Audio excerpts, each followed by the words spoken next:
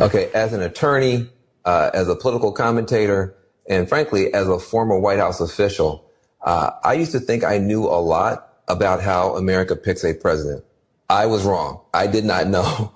And Van actually isn't the only person who is alone with that. A lot of people don't know how elections work. A lot of people already don't know how politics work. I'm sorry to break it to you, gang, but this election has not been decided. Despite what CNN says, MSNBC, I know that Senator Harris and Vice President Joe Biden has gone on ahead and made their declaration. I know their campaigns push for that, but it hasn't been decided, okay? This isn't a matter of opinion. What I'm about to say, it is straight up fact. We have a process in America that is defined by the Constitution and by state law as to how a president gets elected. Okay. And one of the things I've always encouraged people to do, especially people who like to listen to the media so much, is always check for the language. Okay. Listen to keywords and check for the language. If you'll notice, the media keeps saying projected winner or projected to win. Okay. You know what that is? That's an opinion. That's not a fact. And a projected winner, as per the media, is not how the winner of a presidential election gets decided, okay? Let me break this down to you really, really quickly how this process works, okay? The winner of a presidential election does not get declared until Wednesday, January 6, 2021, okay, at 1 o'clock p.m. in a joint session of the United States Congress with the House and the Senate when they get together to read off their receipt of certificate of votes, okay?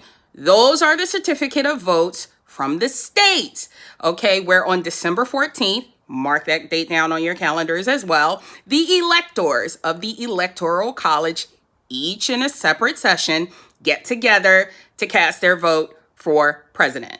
Again, this is not an opinion, this is fact. I didn't make the rules. It's written in the United States Constitution, okay? So what happens is when the electors vote on December 14th and send in those certificates, those state certificates of votes, then in January, which is coming up, that joint session of Congress gets held, the votes are read, the winner is then declared, okay? So this has not been decided yet. And I think it's really, really important for us all to keep in mind that a lot can go down between now and then.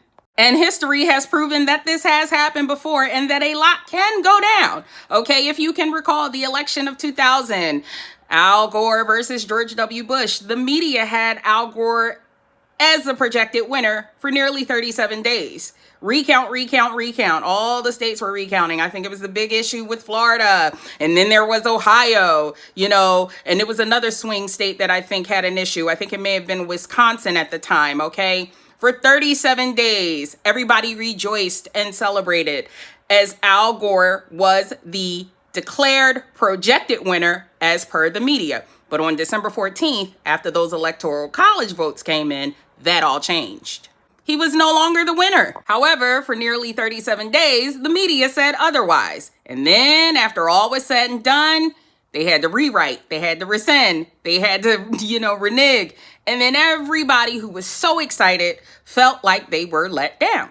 Now, this isn't to say that Joe Biden actually has not won this thing. Right now, the numbers are leaning in his favor. However, this thing can still go either way. You have to keep in mind that the Electoral College has not even voted yet. That is not taking place until December 14th. I think it's really important for us all to understand that it is not me, it is not you, it is not us who vote for president in this sort of quick turtle versus hare sort of race to 270 that gets to decide who becomes president.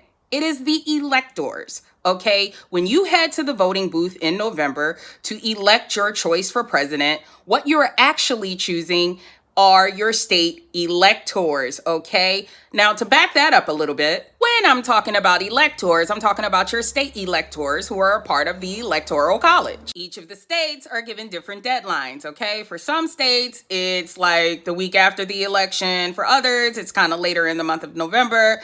And for very few, I think about 13 or 14, they have until the first week of December to basically get those certificates in. These certifications are for the certificate of ascertainment, naming the official declaration of that state as to who won the presidential vote for that state. Now, in some states, it tends to be a little lopsided where everything leans one way. Those are what we tend to refer to as blue states or red states, where, the margins aren't very, very thin.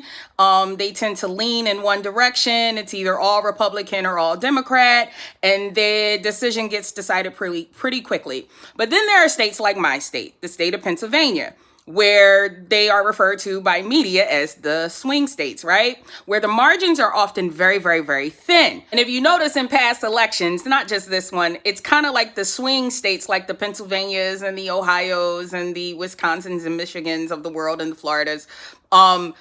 The voting is hard to tally because those are the states where there is no full left leaning or full right leaning anything.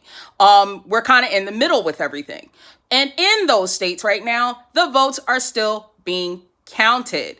And until that count is finished, the state electors cannot certify. And if a state can't certify, then a recount has to be done. And believe it or not, a campaign, whether it comes from Biden or Trump's campaign, can call for a recount. That is perfectly legal, okay? Neither campaign is participating in anything illegal by asking for a state recount. Now, whether or not fraud is happening, that's a different story. But what's happening in terms of them calling for recounts or for a state to do a whole recount over, that's not illegal. The state has to count, okay? Because without a count, they can't certify. No certification means no winner.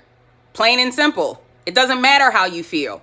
The United States Constitution allows for this process. So since we love to go by media and we like to listen to the media versus, checking for our own facts and going to look up the information for ourselves, the word you all want to look for is certify. Did the state certify Joe Biden or Donald Trump as the winner? If they have not yet, they didn't win. And if they didn't win, that means the election has not been decided. Okay, family? There still remains hundreds of thousands of ballots that have to be counted. Not just in Pennsylvania, in North Carolina, in Georgia. I don't know what's going on in Nevada. I believe they are a state as well. But Arizona also. And I think there's going to be a complete recount in either Wisconsin or Michigan.